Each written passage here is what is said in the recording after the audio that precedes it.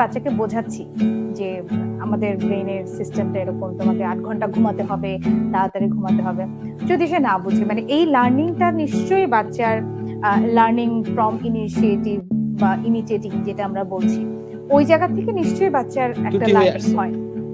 হ্যাঁ, সেখানে নিশ্চয়ই হয়নি, সেই জায়গাটা থেকেই বাচ্চার এই লেট নাইট জাগা বা এই জায়গাটা নিশ্চয়ই হয়েছে। ছোটবেলায় ডিসিপ্লিনটা ঠিকমতো আরোপিত হয়নি, এই জন্য টিনেজ এসে, কারণ ছোটবেলায় বাচ্চাকে খেয়াল করে না বাবা।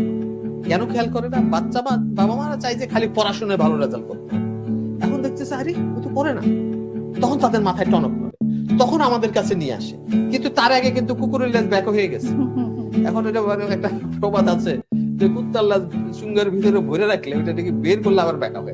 শুদ্ধ এভাবে একটা ল্যাঙ্গুয়েজে, লোকাল ল্যাঙ্গুয়েজে এই শব্দটা চালু আছে। কুকুরের লেজ চুঙ্গায় ভরে রাখলে বের করলে ব্যাক হয়ে যায়। ওই ডিসিপ্লিন যদি ছোটবেলা আরোপ না করি, তখন সে আস্তে আস্তে ব্যাক হবে। টিনেজে এসে আমি মোচড় দিব হবে না। এই জন্য আমরা টার্গেট করি একেবারে প্রাথমিক শৈশব, একদম ছোটবেলা থেকে। হ্যাঁ, প্রাথমিক শৈশবে আমি ডিসিপ্লিন আরোপ করি আসবো। আর যখন সে ডিসঅর্ডার হয়ে যায় তখন তার ম্যানেজমেন্ট আরোপ। যখন আমি বাচ্চাকে বোঝাচ্ছি যে আমাদের ব্রেইনের সিস্টেমটা এরকম, তোমাকে 8 ঘন্টা ঘুমাতে হবে,